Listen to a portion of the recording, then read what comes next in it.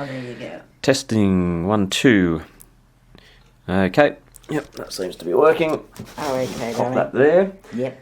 Okay, so now I thought again I'll let you choose sort of where you think it would be good to start because I know there are certain things that are probably quite close to your heart that you'd want to talk about.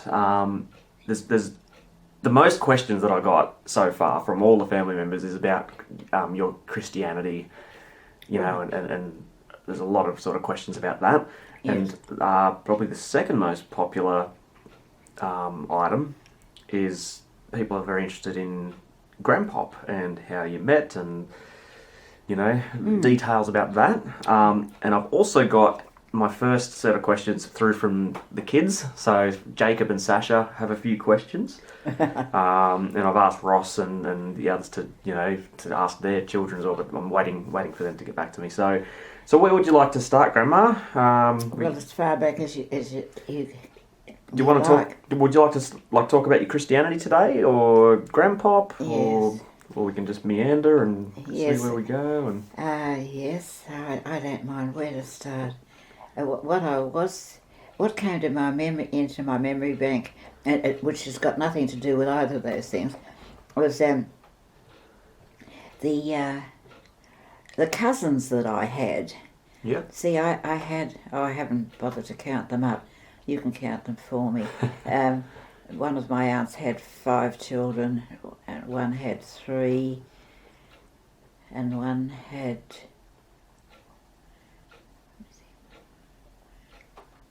Oh, well, we'll start off with them. sure, okay, I'm just trying to think. Yeah. The fact that they lived... I might have told you about this last week, Ben. The fact that they lived so far away. Yes, I was telling you about that, wasn't I? Yep. About travelling to my aunt at Blakehurst. right, Involved 3 lots of transport. You got the tram, the train, and the bus. mm-hmm. And my brother Harry, being older than me, when I knew we were having a day up with my aunt and uncle and the children, I was very, very excited because I loved Blakehurst. Blakehurst was exciting because it was bushy.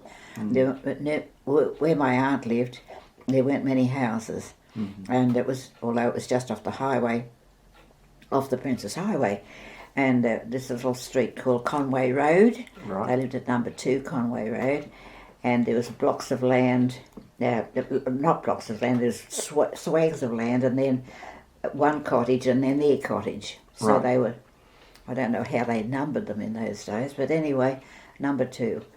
And my cousins were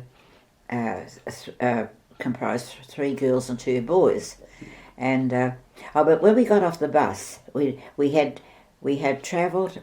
It took a long time.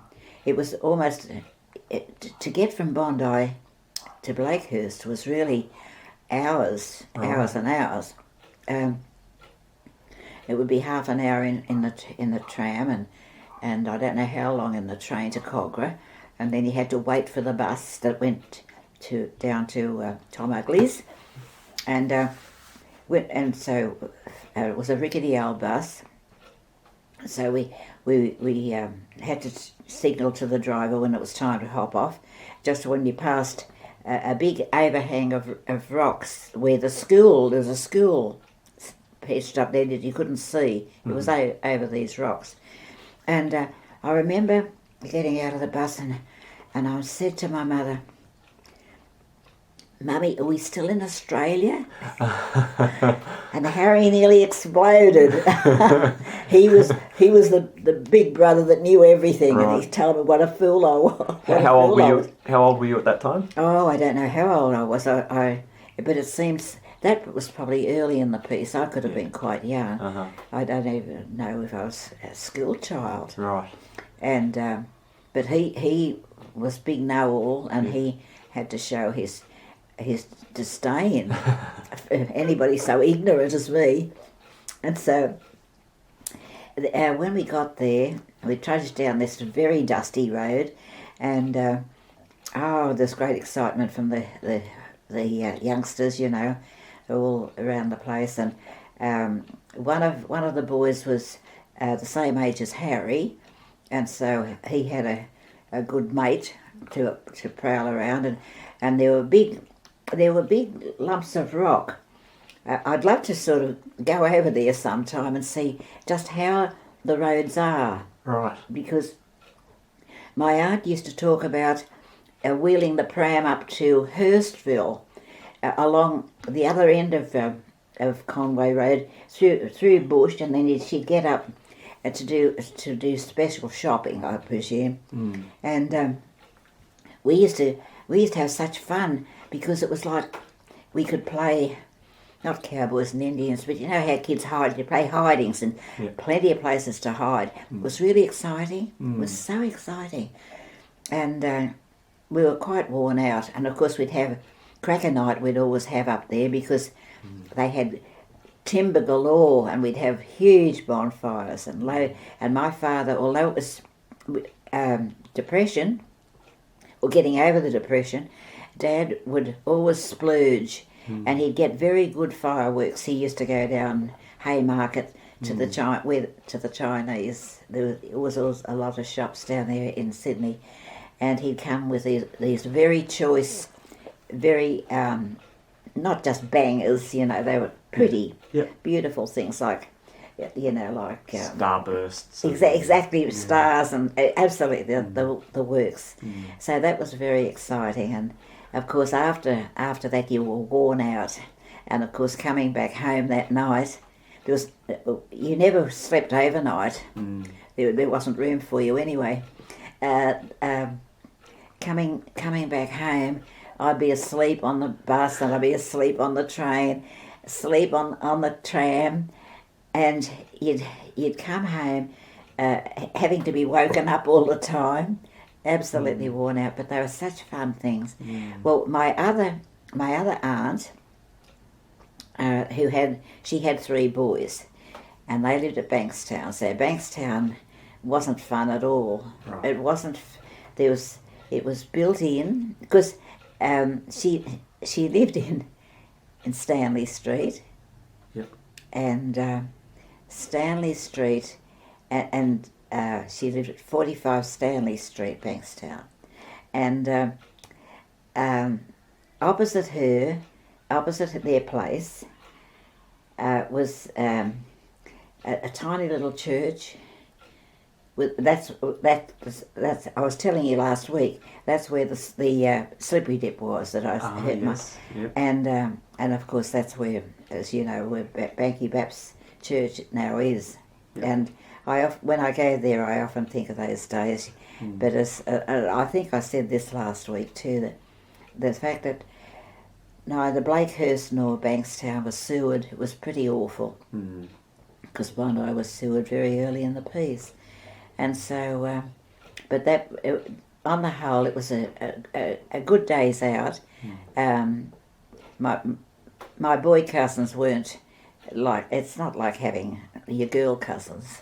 You know, you couldn't sort of, you'd have fun, but it wasn't the same. So, and they never did. That aunt married a widower, and he'd had sons too, and so he was a lovely man, and he absolutely adored me.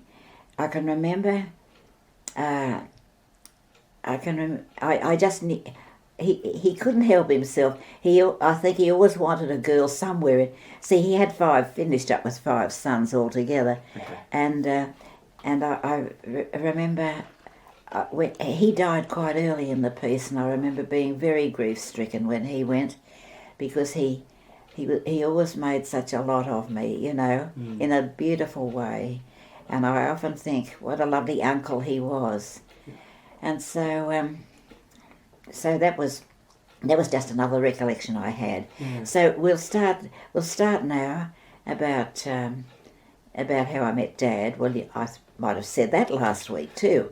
All right. Well, I mean, I've got a number of questions about this. So Marcus has got a number of questions. In fact, he had a lot of questions about Graham. Good. Well, you Um, fire away about his questions. Sure. So I haven't really got these in any particular order, so I'll just go through them. So Mark's first question is, how did you meet Grandpop, and what was dating like back in those days? Well, just trying to think how old it will be. I was allowed to go. I'm just trying to think how old I was. I had just started to work. I was. I left school at 14. I did 12 months at a business college. I'd be 16, I suppose. And my Ruby, who lived over the road from me, my childhood girlfriend, we were allowed. She was working. I was working, and we decided that we'd learn to dance. And there was a dance studio in the city. We had to travel, and we used to go in together and learn all the dance steps. You know, the whatever they were. And we became quite good dancers. Anyway, it was ballroom dancing I'm talking about. Mm. And so then there was in Watson Street, Bondi, I might have mentioned the Catholic Church, which is still there at the top of our street on Bondi Road. Mm-hmm. And every Saturday night they would have a dance. The Catholic in the school hall, their big hall next to the church itself, and it was very, very well run. They had responsible men. There was a bouncer on the door. No, rough people. And you had to behave yourself. There was no drinking and nothing, to happen on the premises.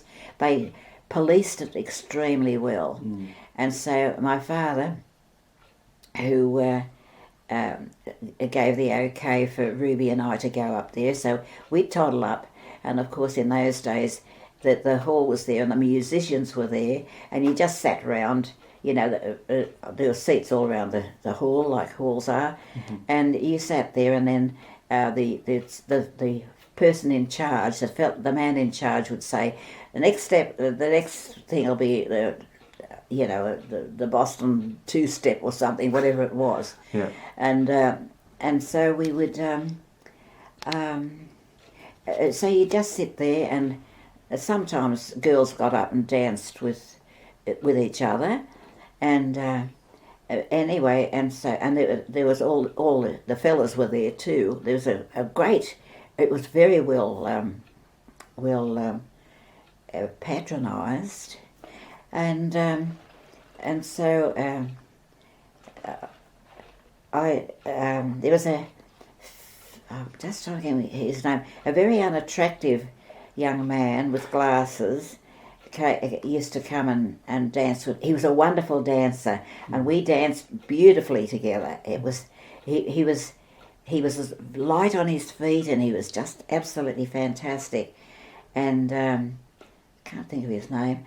And so then he'd just take you back to your seat, and you just sit down again. And then next time somebody else might come, and it was very casual. You weren't paired off with anybody, and so on. And anyway, after a few times, and I always liked to dance with him. Some fellas, you almost had to lead them. They were so inept. But anyway, then Dad appeared on the scene, and he was introduced by this fellow. They knew one another, and he had a girlfriend,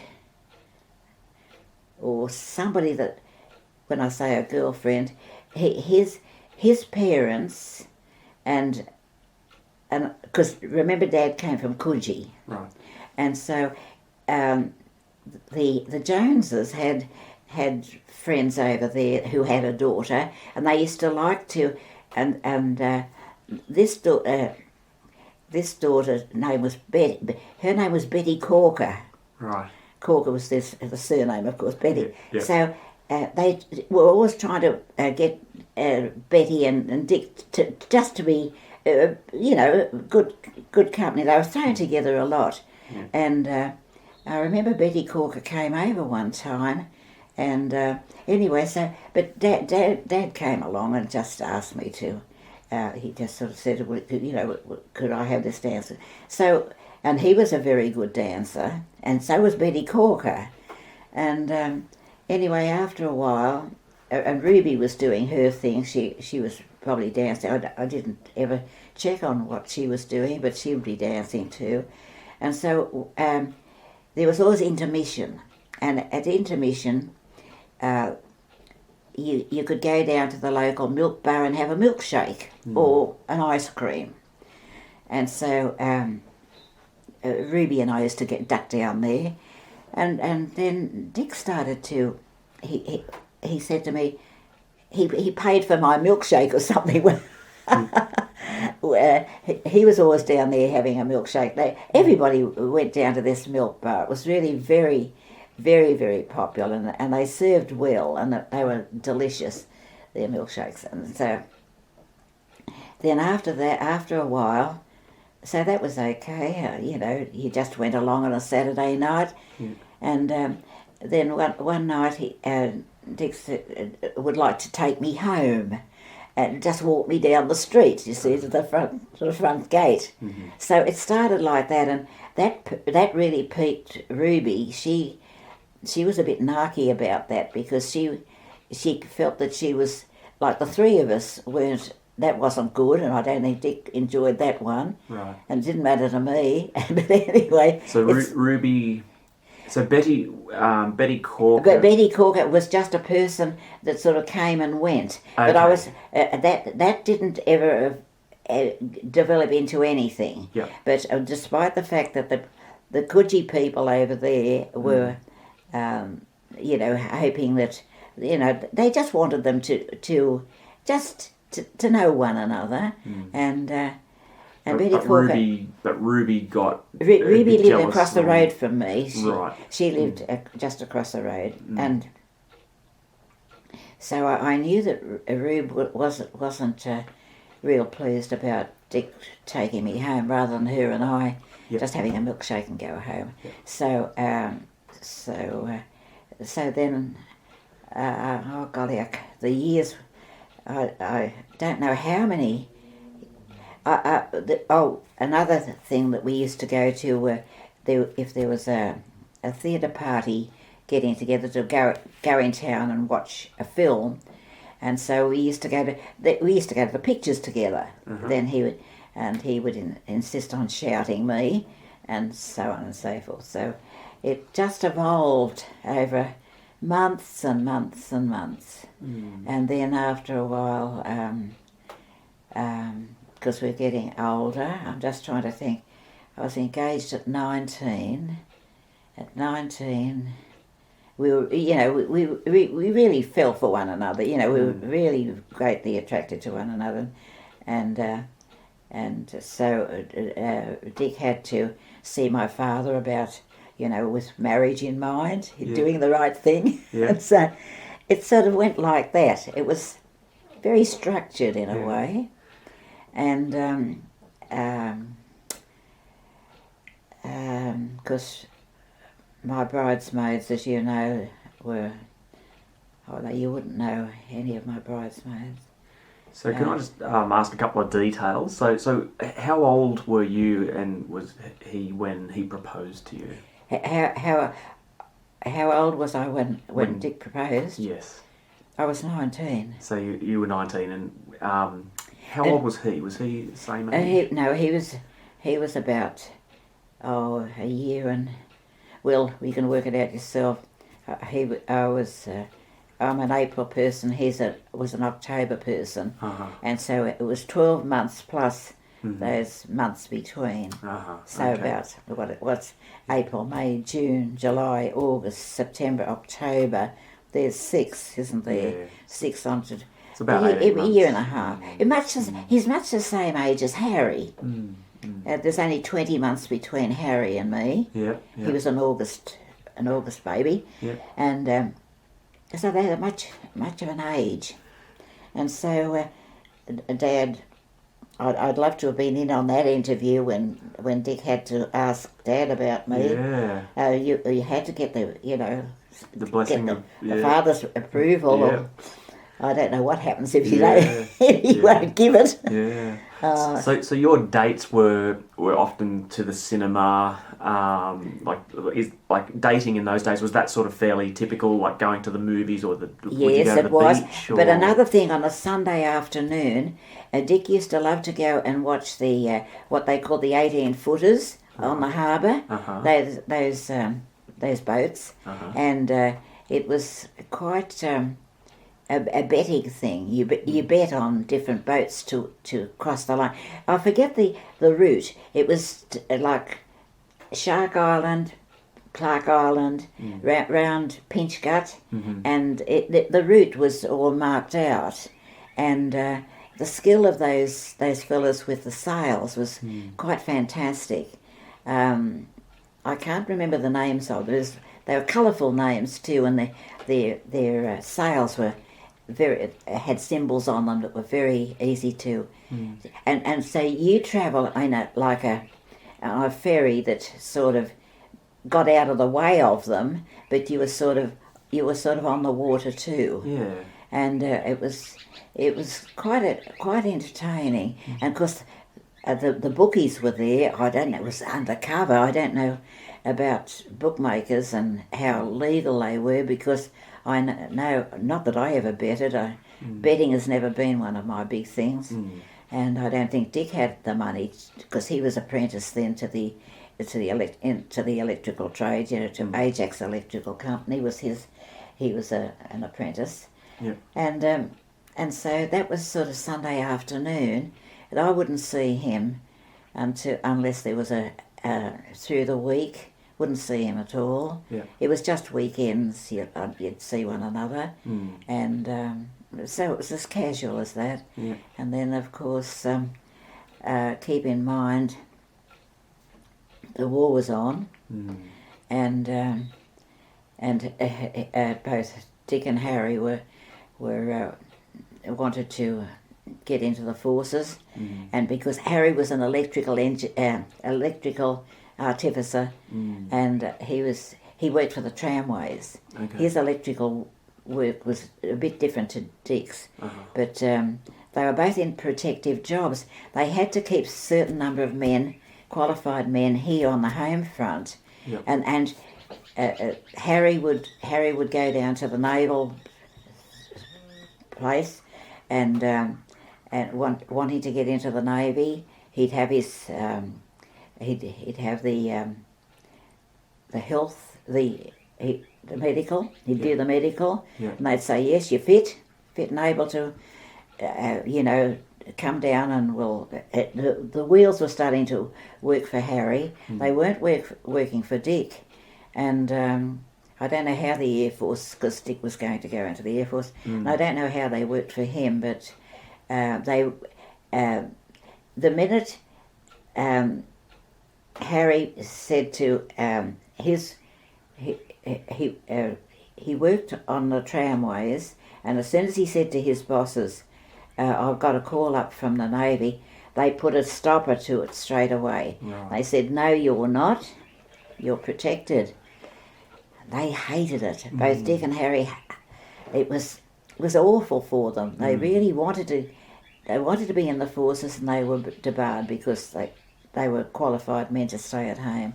And so finally, as the war progressed, of course, they were releasing the men, and so that was a different story altogether.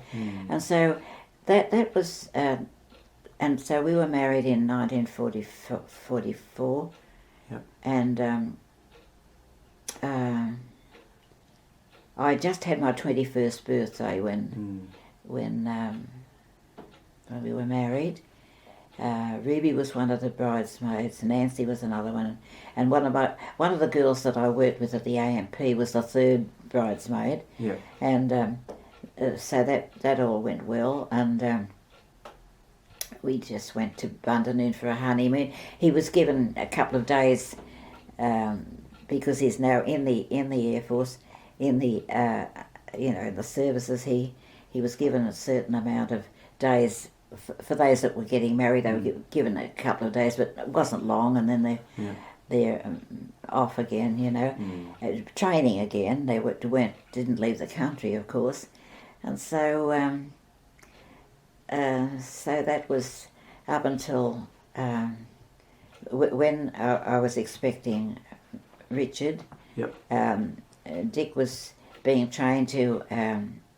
They were in strong training they were going to Burma. They were going to be shipped out to Burma, whatever was happening in Burma at the time. And so he was down in Melbourne when it was time for Richard to be born. And when Richard was born, he was allowed compassionate leave to come up, only to come up and see me and the baby, and then return immediately.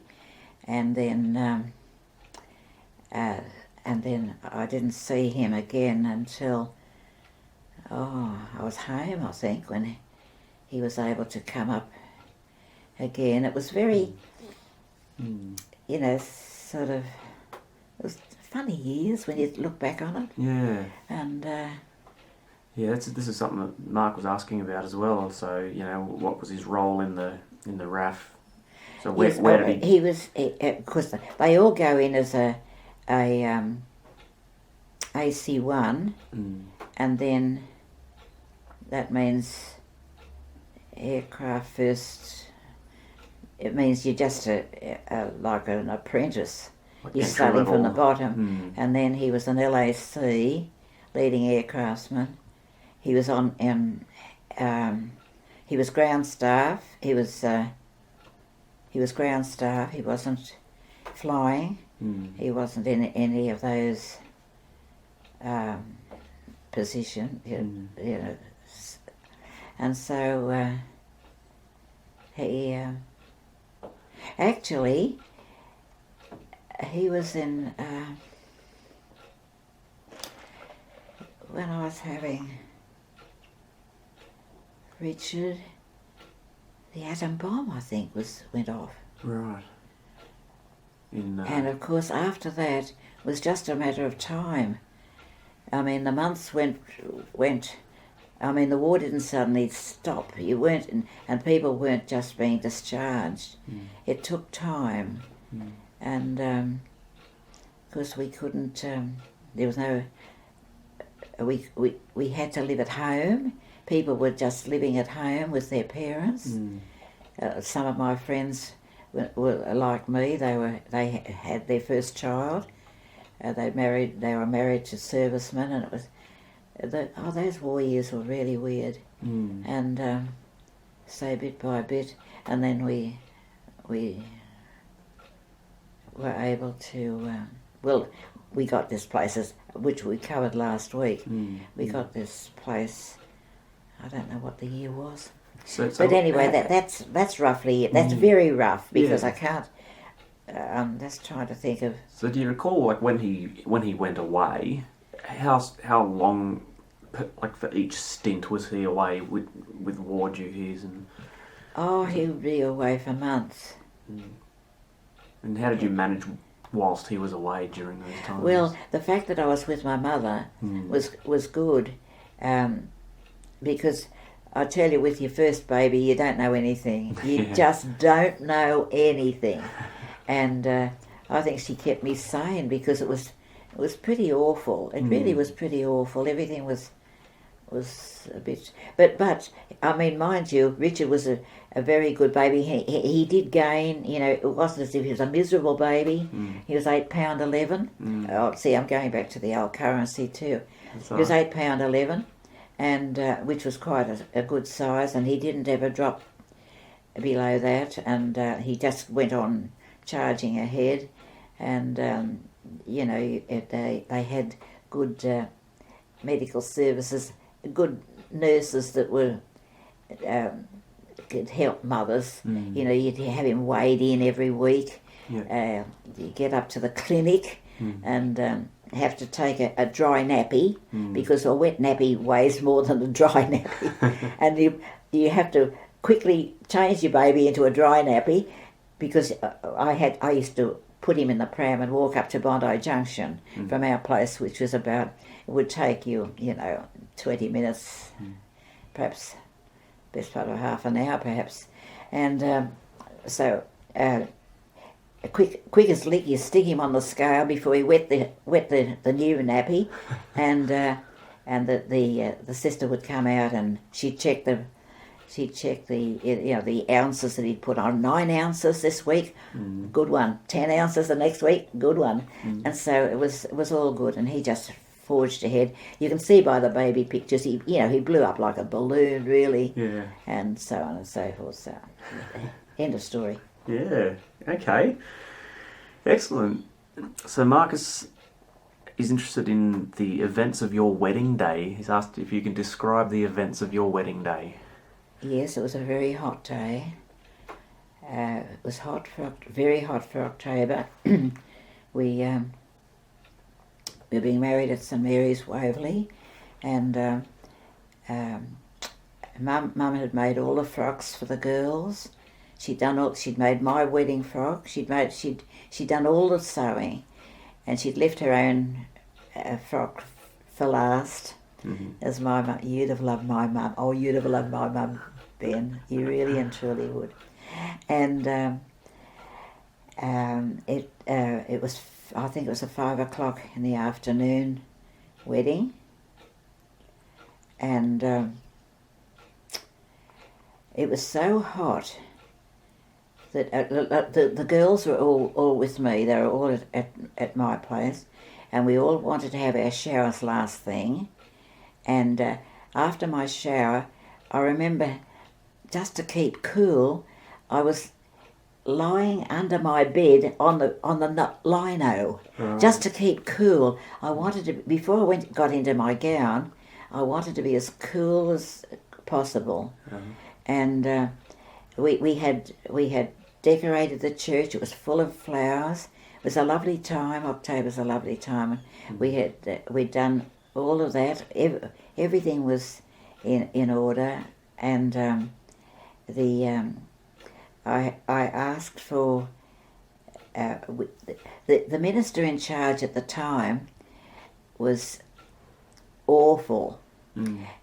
12 months before my wedding, we'd been to the wedding of a particular friend, and she was the bride was a tiny little person, and the minister was a huge man. He was a big built man, tall and quite solid, and she was being married at St Mary's. Her name was Ruby Neal, not my Ruby, but another Ruby, and she was marrying dear friends of ours. We knew the groom more than we knew her, but we were all invited to the wedding. And I'll never forget sitting in the church when the organ piped up, the bridal thing. Here comes the bride, or whatever it's called, and so she was. The minister insisted on walking right in front of her to go forward, instead of him standing at the front of the, and her just coming up the aisle on the arm of her father. You know how it usually goes. Yep. The minister's usually standing with the groom to be, and the best man and whoever's stuck up the front. Yeah. And as Ruby was just on the porch, just ready to, the minister had to precede her, and of course, as she came down the aisle, you couldn't see her for him, and because it's a long aisle. If you know anything about that church, it's got a long aisle, and people were craning their necks. They were, they were sort of trying to see behind him just to see her. They didn't want to look at him. They wanted to look at her. Of course. Yep. And he stopped dead in his tracks. It was so embarrassing. And he bawled everybody out for their disgraceful behaviour in church. You're joking. I'm not. In the middle of a wedding. And the bride was in tears. She was overwrought. She was all nerved up because it was her important day. Yeah. And that was the last straw. And she just wept. It was so embarrassing. Anyway, he sailed on and they got through the wedding. But I thought, I'm not going to ask him to... He was still the incumbent when I was being married. Yeah. We had to go and see... No, we didn't. I saw him personally and I said, I would very much like my previous minister, Mr. Riley. He was a canon, actually. He was Canon Riley. Yes. And he was the most beautiful man. And all my Sunday school years, he'd been our minister. And he was just a lovely, lovely man. And I said, I'd like Canon Riley to be the one to marry us. And Patterson Clark didn't like that at all. I know that probably annoyed him intensely, but he was gracious enough to say, it's your day, and Yep. so he did step aside. And so it was Canon Riley that married us, which was lovely. And because I always remember at the reception was in the church hall next door. It was a big sit-down dinner, and of course Canon Riley was there too, and he got up to say something, and he said this wedding is particularly dear to my heart because and he looked at Dick. He said because the groom is from Yorkshire. He was a Yorkshireman, you see, Yep. and he just everybody burst out laughing. Nobody knew that, but it was just a little human touch, See, when we'd been interviewed, obviously you had to put down, where you'd been born, and so Dick had put down that, and so that was lovely, and the speeches were fantastic, and I always remember Poppy Jones looking down at me, and he said, whatever he was saying, I don't know, but he said, and I love the girl. He looked at me and he said, and I love the girl. And it was just lovely. It was just absolutely perfect. And so our honeymoon was at Bundanoon. Uh-huh. We just jumped on we went overnight. We went down to the Astra Hotel at Bondi. Yes. Bondi. I think it's still there, but I wouldn't be sure. It was a very nice hotel. We put up we just had that overnight, and then we packed our bags were packed, of course, to go. We had to get into the city. Grabbed a cab or something and got into the city and got the train. Yep. To Bundanoon, and we and while it was at Bundanoon, we were in it was like a boarding house. There were other guests there, and there were some young couples. It was rather nice, and they weren't newlyweds like we were, but they were very young married couples, and all the men were golfers, and so they invited Dick to come and be a caddy. Yeah. And it was there that Dick, he'd never played golf, and he became enamoured with the game. And after that, he loved his golf, and he became a very good golfer. But we were only given a certain number of days to have a honeymoon. Then Dick had to go back to camp. Right. And so I'll never forget this. While he was, so he used to. It was no trouble to Dick whether it was a honeymoon or not. He attached himself to the men and went golfing every morning, and that. So I was thinking, what will I do? So at Bundanoon there's loads of lovely walks. In those days there was loads of lovely walks to the lookouts. And so I thought I'm going to walk today. So it was quite a hike from where we were, quite a hike to get along there. And as I'm walking along, a young man was walking too.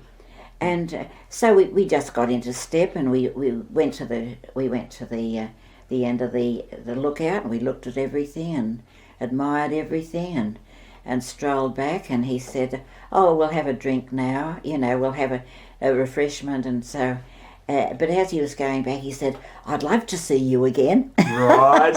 Okay. This is on my honeymoon. On your honeymoon. It was a real scream. That is funny. Oh, yeah. Because it's End of story. It's funny that you brought this up because Marcus was saying, "Is there truth to the rumor that you became a golfing widow at that time?" That's it. Yeah. That's it exactly. That's funny. And it's on your honeymoon, there's already another young lad trying to, chat you up, and Well, you just wondered, didn't you? Yeah. It was just funny. It is funny. But that's how people met one another anyway. Yeah. But I don't say he had any evil intent. He just wanted to get to know you a little bit better. Sure. And it could have developed. Yeah. Had I been single, you never know. Yeah, that's right. That's right. I know it might have been Mrs. Smith instead of Mrs. Jones. Anyway. And history would have changed. Absolutely, absolutely. The genes in you would have changed. That's right. I wouldn't exist, would I? Exactly. Exactly. Oh, yes. Well, I'm glad I exist, so thanks for marrying Grandpop. That's very nice, very gallant of you. Oh, yes. Yes, that's it. All right, so can you describe Grandpop as a young husband? What sort of man was he, and what jobs did he have, and how did he socialise with his mates? That's a good question. I'd have to think about that one, Ben. He was fine. He was very undemonstrative. Mm. He was very cool. A cool sort of a person that never. Like I get my highs and lows, but it was never like that. He sort of goes along like this, which is good. It makes a good mix, and never terribly. And he'd take any news quite calmly, whereas I'd be reacting more strongly in whatever the occasion was. So, but. Very caring, and because he loved his children, he was over the moon with all of them. A good father, and Christine was really the apple of his eye, and she really was, and that's why when he was going, when she was going with your dad, and he had a car, and Chris had been given strict instructions. There was a curfew. She had to be back at home by 11 o'clock or whatever it was. And so the night that he used to pull up outside my neighbours when it was wherever they'd been. And I never queried it. I just felt I could trust that all was well, and she wasn't being taken advantage of or anything nasty. I was quite impressed with Vic. He seemed a nice, clean-cut sort of a cove. And but anyway, on this particular night, we were both happened to be up. I don't know if we were watching telly or what we were doing, but. Dad's looking at the clock, and he marched to the front. He looked through the front windows, and he could see the car in front of King's, and so he, without more ado, he just went out and he bawled out at the top of his voice, "Christine, it's 11 o'clock." I bet your dad could have killed him. I can hear Grandpop saying that, Absolutely. Yeah. Voice of authority. Yeah. Yeah. And so Christine, I think she was probably annoyed. You know, if that had been my dad telling, I'd have felt very annoyed. Yep. But then that's me. Understandable. But, yes, I think most daughters and sons would find something like that annoying. Yeah. Very much so. But it is funny snatcher. because it is so grandpop. You know, it just, you know, it's like I said, I can totally hear him saying that. You know, it's exactly who he was, wasn't it? That's lovely. Ben, what memories have you got of Grandpop? So Grandpop had a really good sense of humour. Yes. From what I remember. Yeah. And I always have to laugh.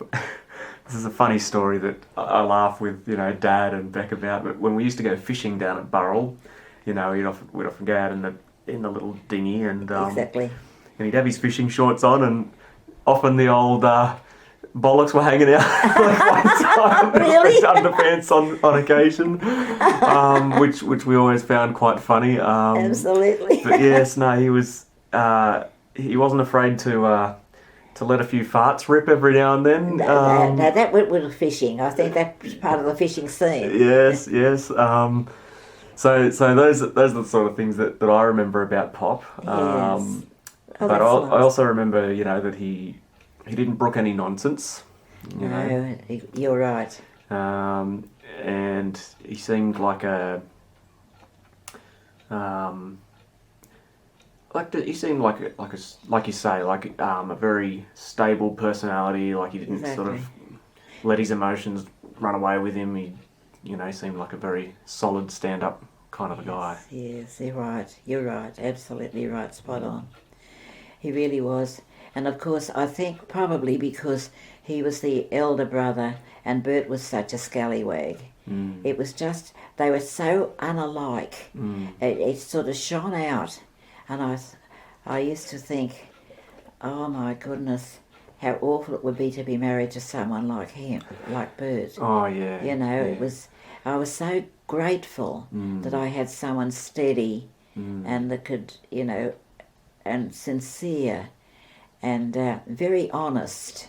Yeah. All the things that Bert wasn't. Right. And I'm not going to denigrate him, not at all, but all the things that he wasn't, Dick was. And so it was a real... And also the fact that Bert had been... I said to Dick one time, did you ever feel that your mother preferred Bert to you? You know, and he said, no, I never felt that. But I have it from an old family friend that that was the case. Right. That Sally, Dick's mother, absolutely idolised Bert, and Bert used to get away with blue murder when he was living with her. She'd overlook all his foibles. Yep. And Dick had that wonderful honesty that his father had. Right. He was very much like his father. You'd have loved his father too. That would have been your great-grandfather, wouldn't it? Yeah. Yep. Correct. And Poppy Jones, he was a lovely, lovely man, and I really loved him as a father-in-law. He was just wonderful, and so. But Dick never, isn't that lovely to think he had such a fine character?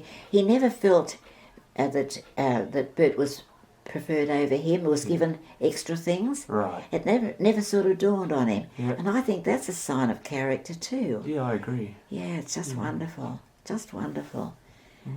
God gave me the best, didn't he? Yep. Grandpop was awesome. I miss him. Yes, he was. He was a very solid, dependable person. He was. He really was, and he loved to be on time. He was always hassling me to get on time because he was always on time himself. Right. And I was always so busy that I'd have to do that last chore before I got into the car. Yeah. And that last chore would just make us a bit late, you know. Yeah. He wasn't like that at all, and so not that he said very much. He was very, very good. Anyway, so does that answer the question? It does. So do you know a lot about Pop's early life, like his childhood? Do you know much about Grandpop's His- childhood when he was growing now, up? Or? Pop, you mean Dick? Dick, sorry, yes. Yeah, that's right. His early childhood. I'm just trying to think how old he was when they came out, because Poppy Jones had come out. There's a blank in my knowledge of them. Mm-hmm. I was never told this, but we have a photograph of Poppy Jones with in an Australian Army uniform, and it must have been. And it's always a mystery. And I was never I can't get the correlation, like the sequence of things, how that fitted in, because he had come to Australia, and as you know, he was a miner. He was down there in the mines at Coaldale. He worked in the mines at Coaldale. When I think before the rest of the family migrated. Okay. But that's very shadowy. But the point was that when the war broke out, the mines were the first to close. Right. Miners went out first thing, and so that's why they went through deep depression. When they did come out and they lived down there, of course, at Coaldale, at Wambar, Coaldale. Yeah. Dick never had a shoe on his feet up until he was 12 years old. Right. He and Bert used to run barefoot everywhere, and his feet were like leather. They were so tough because they'd never had shoes on, and they'd had to be, they'd be knocked about, but they'd toughened up. Yeah. And so they, I know that at school they would have, there'd be. Food was given to the children because they couldn't afford nobody had any money. Poppy himself used to walk. He walked everywhere. He was away from home. He went down to Victoria with his swag on his back to try and get some work. And I don't know if he picked up any and how he got money back to Mum Jones and the two boys. I don't know how that all, but Dick really knew what it was to be a child of the Depression.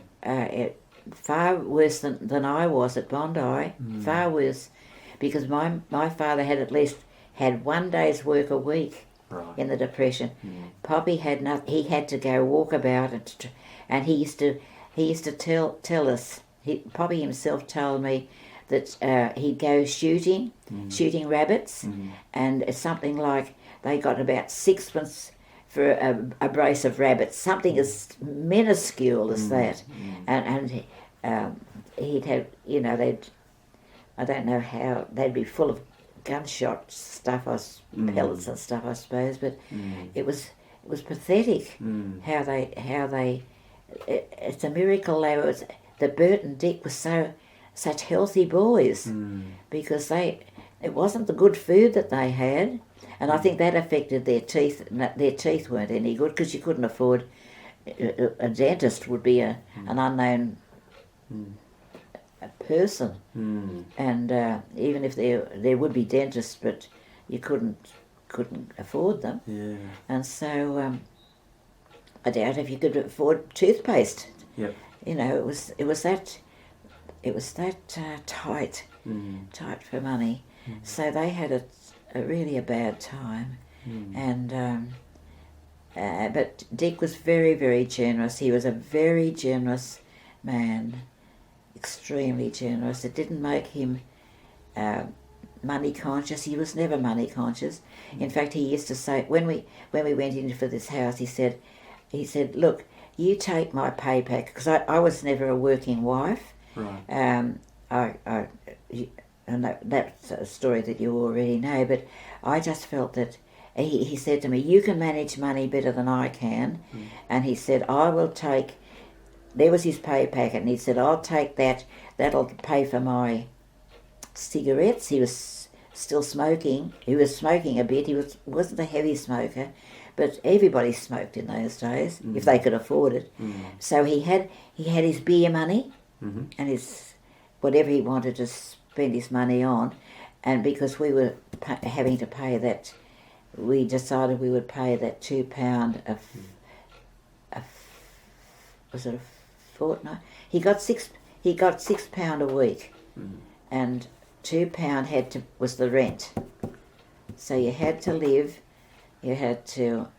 on with your children. On £4. On that. Was he paid it weekly or fortnightly? I'm trying to think.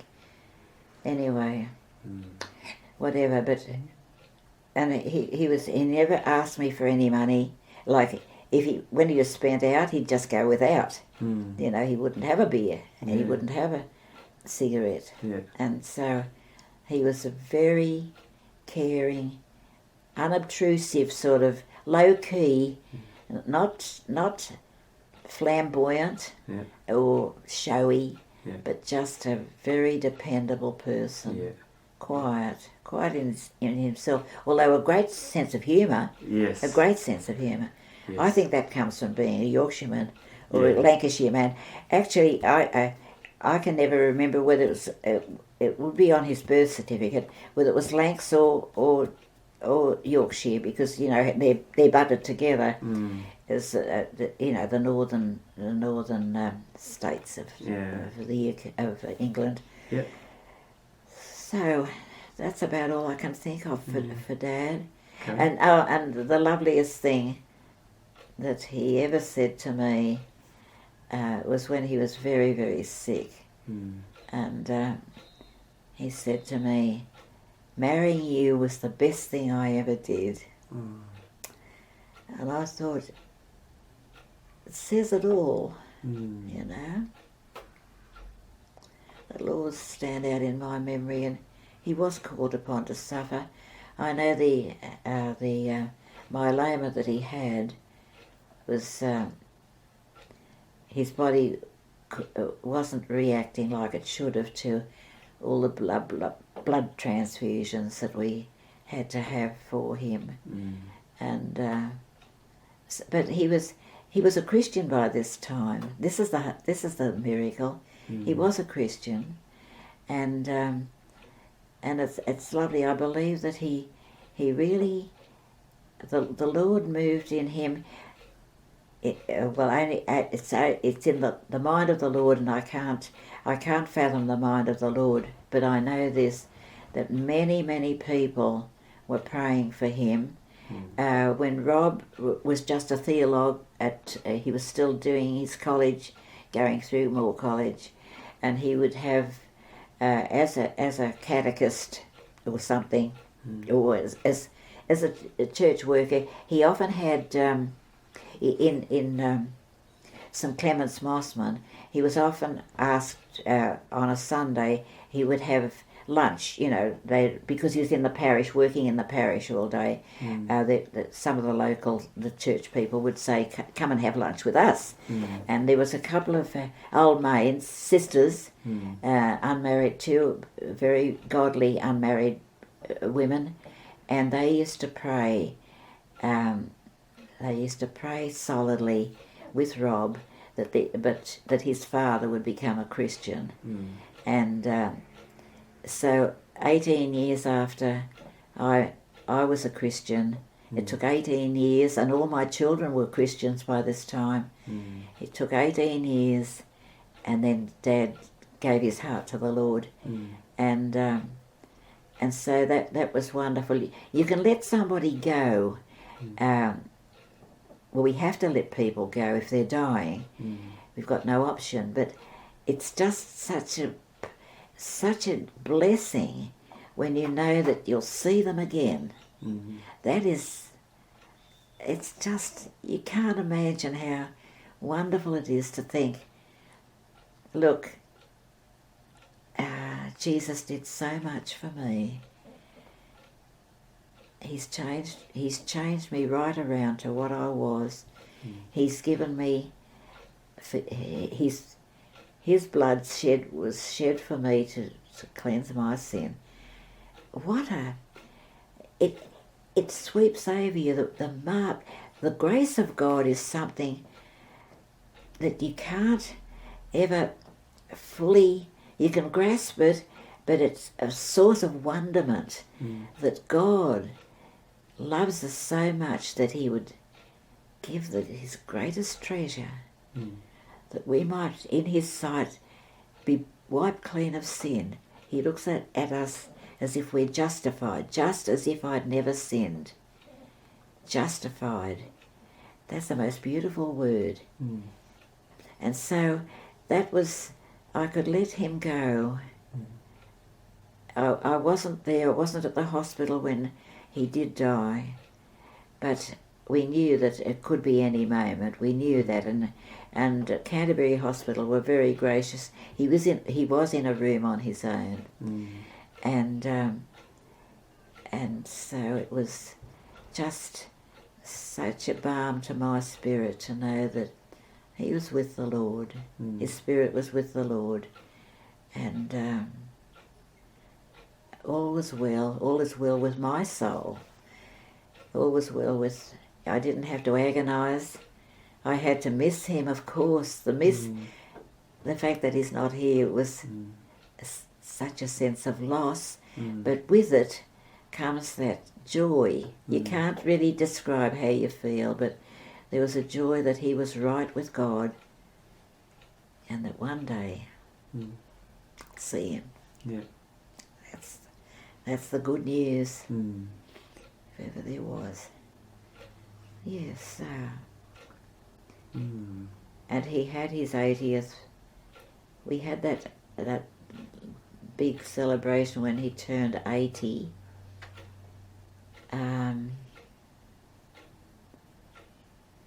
At some lovely restaurant. I don't know if you were there, Ben. I can't remember who was there. To recall. No, it was quite a big affair. There was lots of people there. No, you wouldn't remember it anyway, because golly, that was how long ago? Because you're such a young sprite. I'm in my mid-30s now, so I'm not feeling so young. You're nearing 30, are you, Ben? No, I'm mid-30s.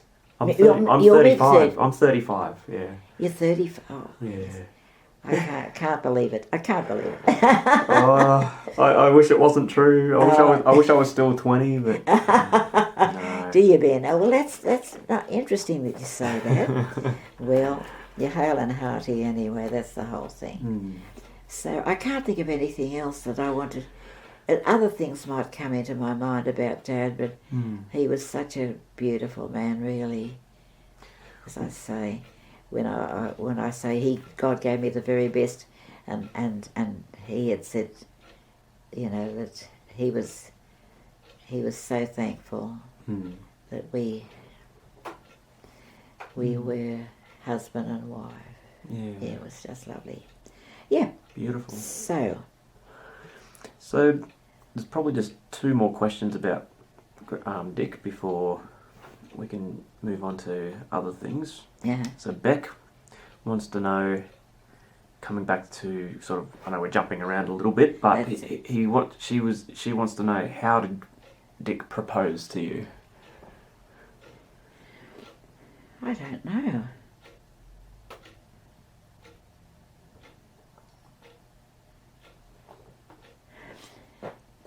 Oh, Ben, it just sort of evolved. Probably when Dick was turning 21, I think his mother was giving him a big 21st birthday party somewhere, and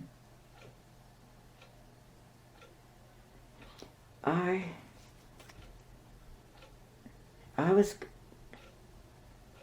No, I don't. Can't remember? I was going to... It was sort of on his 21st birthday party that he announced that we were engaged. and I was giving him a bloodstone ring for his 21st.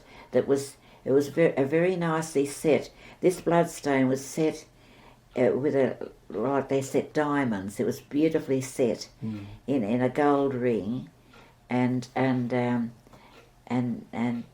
Dad was giving, and Dad decided that would be nice if I had I don't know the order of that though, whether the actual proposal, I don't think he didn't certainly get down on one knee and have a ring in a box, like you see people. I think that's stupid because the ring might not fit. You haven't gone to it's supposed to be a surprise. But he comes across as a much more practical person to me when it comes to these things. Absolutely. Yeah. There's a better way to but he probably...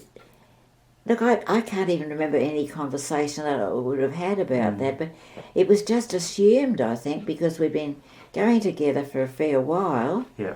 And then, of course, he had the conversation with your father to... Exactly.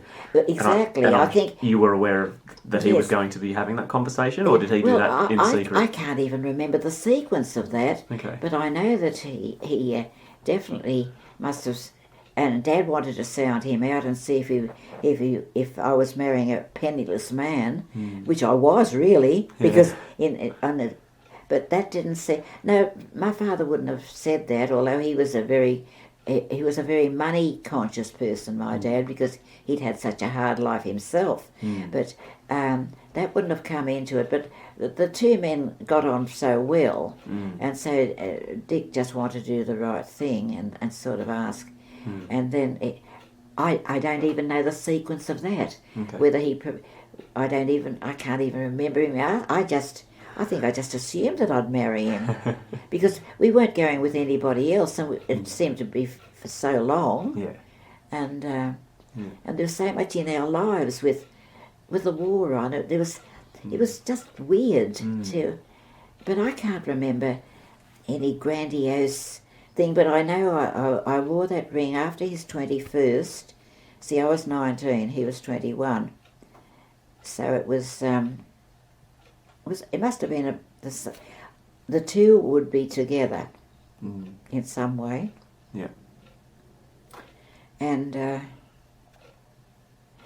I know he did buy a ring, and there was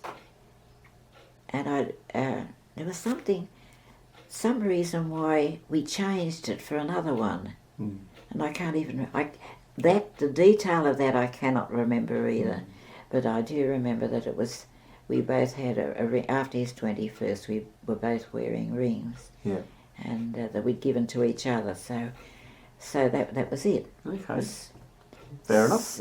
Almost signed, sealed, and delivered. It was meant to be, eh? Yeah. Okay, so the final question, this is one from me. What's the secret to a happy marriage? Secret to a happy marriage, that's a very profound question. Everybody would probably answer that in a lot of different ways. I think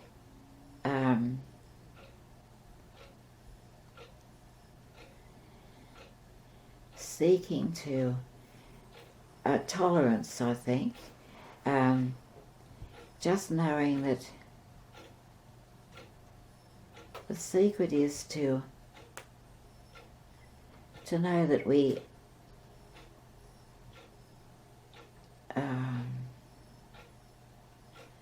not perfect people, and certain things will jar us probably, but we can work them out together.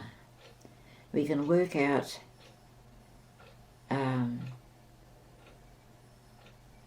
without barnstorming and lots of angry words,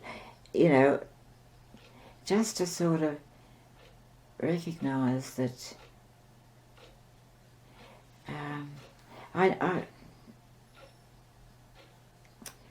now I can recall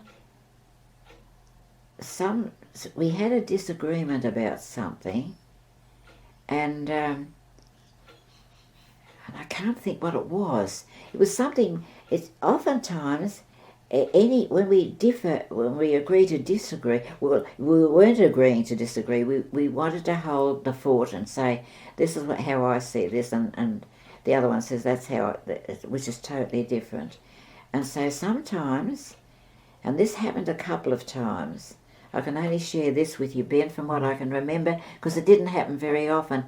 But if there was something that was irking Dick, he would get in the car and go for a drive. And I would be at home praying that he didn't crash into a lamppost or do something stupid, because he seemed really riled up about it. We had agreed to disagree about whatever it was, and so that was his way of doing it. And I used to think, yes, you've got the car. Yes, I could get in the car too and get in before you and take off. You know, he suddenly, and then you think, come on, you know, that's not the way to go. And so he would, when he came back, a lot of pent up emotions had obviously settled him down, but he still wouldn't want to talk. And so you just had to ride that wave, really, and wait for a softer moment, I suppose. And praise God, that didn't happen very often, but if it really got under his skin, or got under both of our skins, whatever it was, that was the way he used to find. Where he went, I don't know. What he did, I don't know. Whether he just drove round and round, and I would never ask him, and he would never tell me, of course, and I wouldn't want to know anyway. But I was just happy when he came home safe, and nothing seemed, and the car was intact. There hadn't been any violence anywhere or anything stupid happening, and so you just had to go on, I suppose, as if nothing had happened. And if you agree to disagree, whatever the thing was, that shouldn't break your fellowship or your love. It shouldn't fracture it. It's just something that I'm quite sure every couple must at some times come up to that. It's how we react, I think, at the time. I had no option because I had there's other things that I was responsible for. I couldn't walk out if I was in a huff about something. I couldn't walk out, and so it just seemed to. This just seemed to be a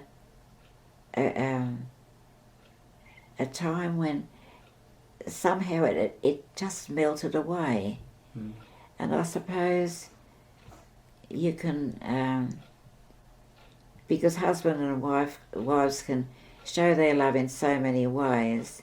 You know, you could still do those special things for him and be available for him and stuff like that. So it shows out in your demeanour and it shows out in your behaviour, but not to be getting around like a dog with a sore head, you know what I mean? And sort of keeping that antagonistic approach going. So I'm sorry, Ben, I can't sort of put a finer point on it than that, because I can't remember a lot of that sort of stuff. I'm just trying to think, what would we argue about? What would be something that would make him storm off? And I can't for the life of me think.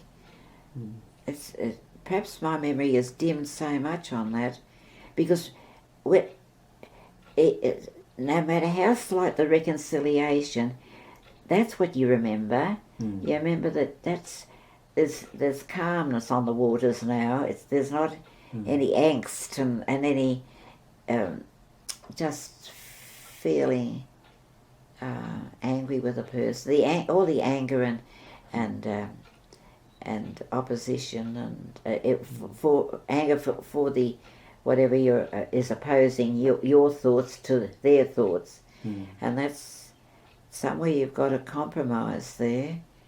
You've got to compromise and sometimes it comes after you've explained fully. Did you really understand what I said, sort of thing? Did you take that up the wrong way? Sometimes you've got to go back on what your conversation had been, and because nobody likes to live with friction like that and let it last. It's got to go. It's got to go. It's got to be reconciled. Reconciliation is so important. To be reconciled to people is so important. And it would be terrible if there was a blow up in front of children. I can't remember if there ever was.